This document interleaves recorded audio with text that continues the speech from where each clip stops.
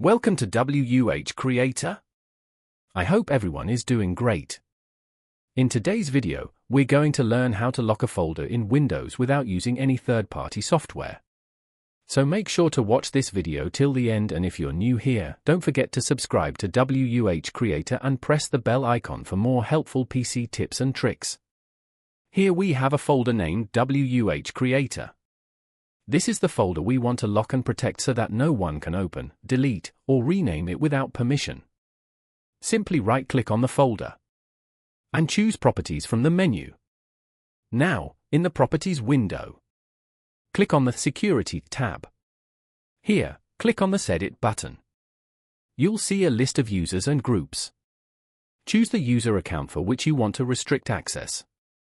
Then, under the Permissions section, turn on the Deny a checkbox next to options like Full Control, Modify, and Read and Execute. After that, click Apply. Then Yes when a confirmation box appears. And finally click OK twice to close all windows. Now, let's try to open the folder. As you can see, it won't open. Windows notifies us that you don't have permission to access this folder.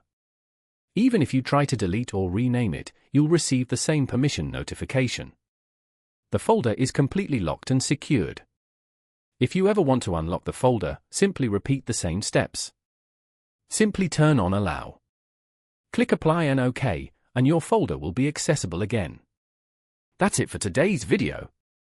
You've just learned how to lock any folder in Windows using only built-in features, no external software needed. If you found this video helpful, please like, share, and subscribe to WH Creator for more useful Windows tips and tricks. See you in the next video.